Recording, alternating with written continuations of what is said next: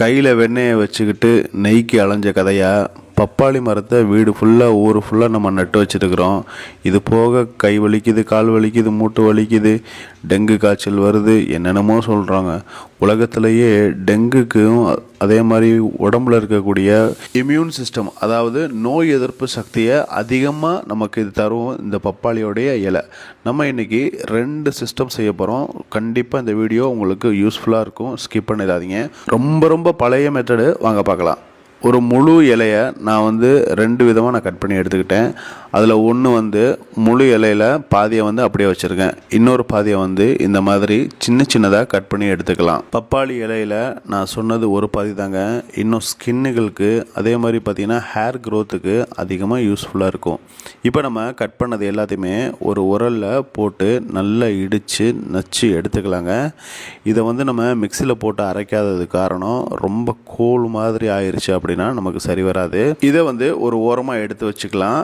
வீடியோவை ஃபுல்லாக பாருங்கள், அப்போ தான் உங்களுக்கு கிளியராக புரியும். நான் கிளியராக சொல்லியிருக்கிறேன். அடுத்ததாக பார்த்தீங்கன்னா ஒரு டீ போடுற பாத்திரத்தில் 2 டம்ளர் அளவுக்கு தண்ணி ஊற்றிட்டு இந்த பப்பாளி இலையோடைய முழு இலையில் ஒரு பாதியை இந்த மாதிரி தண்ணியில் போட்டு நல்லா கொதிக்க வச்சு, தண்ணி பார்த்திங்கன்னா கொஞ்சம் பச்சை நிறத்தில் வந்ததுக்கப்புறம் இதை நம்ம ஸ்டாப் பண்ணிடணும். இதை நம்ம வடிகட்டி குடிக்கணும். அதுக்கான காரணம் என்ன, அது என்னங்கிறத நான் அப்புறமாட்டி சொல்கிறேன். அடுத்ததாக பார்த்திங்கன்னா ஒரு உரலில் இந்த மாதிரி, அதாவது பிரியாணி இலை, பே லீஃப்னு சொல்லக்கூடிய பிரியாணி இலை 2 எடுத்து போட்டுக்கலாம். சின்ன சைஸ் இஞ்சி 1 எடுத்துக்கலாம்.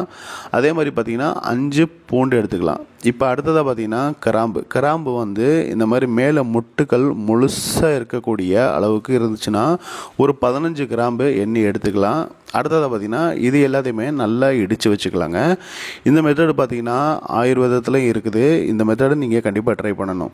அடுத்ததாக பார்த்திங்கன்னா இப்போ நமக்கு இந்த பச்சை நிறத்தில் இருக்கக்கூடிய அது ரெடி ஆயிடுச்சு தண்ணி. அடுத்ததாக ஒரு இரும்பு கடாயிலையோ இல்லாட்டி இந்த மாதிரி மண் சட்டி இருந்துச்சுன்னா எடுத்துக்கோங்க. 300 ml நான் ஆயில் ஊற்றிருக்கேன். என்ன ஆயில்னா நல்லெண்ணெய் இல்லாட்டி கடுகெண்ணெய் இருந்துச்சுன்னா எடுத்துக்கோங்க.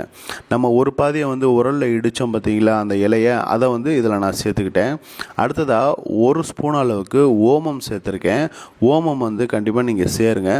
அதே மாதிரி பார்த்தீங்கன்னா அடுத்த ஒரு ஸ்டெப்பு என்ன நம்ம பண்ணோன்னா, இந்த பிரியாணி இலை, இஞ்சி, பூண்டு, கிராம்பு இதெல்லாம் நச்சோம் பார்த்தீங்களா, இதை நம்ம இதுக்குள்ளே போட்டாச்சுங்க. போட்டு நமக்கு 3லேருந்து 5 நிமிஷம் வரைக்கும் நல்லா இதை கொதிக்க வச்சு ஆயிலுமே பார்த்திங்கன்னா கொஞ்சம் பச்சை நிறத்தில் மாறிடும். இதை நம்ம வடிகட்டி வச்சுக்கலாங்க. குழப்பிக்காதீங்க. ரொம்ப ஈஸியான மெத்தடு தான். பார்க்க உங்களுக்கு புரியாத மாதிரி இருக்கும், ஆனால் ரொம்ப ஈஸியான மெத்தடு. ஒரு இலையை 3 பங்காக பிரித்து தண்ணி மாதிரி ரெடி பண்ணிட்டோம். ஒரு பாதியை ஆயில் மாதிரி ரெடி பண்ணியிருக்கோம். அவ்வளோதான், ரொம்ப ஈஸி. இப்போ இன்னொரு பாதியை நம்ம ரெடி பண்ண ஆயில் இருக்குது பார்த்தீங்களா, அதில் சிம்மில் வச்சு சும்மா லைட்டாக இந்த மாதிரி வாட்டி எடுத்துக்கலாம். அந்த ஆயில் இந்த இலையில் முழுசாக படணும். அதே மாதிரி பார்த்திங்கன்னா இந்த இலையோட தன்மை மாறி நமக்கு தேவையான பக்குவத்துக்கு இந்த இலை ரெடி ஆயிரும். தண்ணி நம்ம ஆரம்பத்தில் ரெடி பண்ணோம் பார்த்தீங்களா, இலையை கொதிக்க வச்சு அந்த தண்ணியை நீங்கள் வாரத்துக்கு 1 தடவையோ இல்லாட்டி 2 தடவையோ கண்டிப்பாக குடிங்க.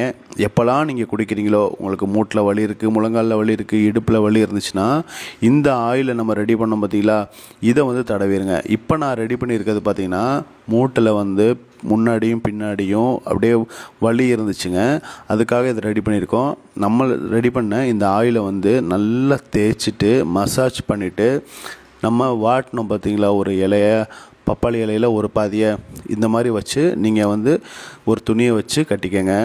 அடுத்த நாளே ரெடி ஆகிரும். உங்களுக்கு காலில் இருக்கக்கூடிய அந்த வலி, இறுக்கமாக இருக்கிறது, மட்டக்குன்னு சவுண்டு வரும், ரொம்ப நேரம் நின்று வேலை பார்க்குறவங்களுக்கு அதிகமான வலி இருக்கும், எல்லாத்துக்குமே ஒரு சிறந்த தீர்வாக இருக்கும்.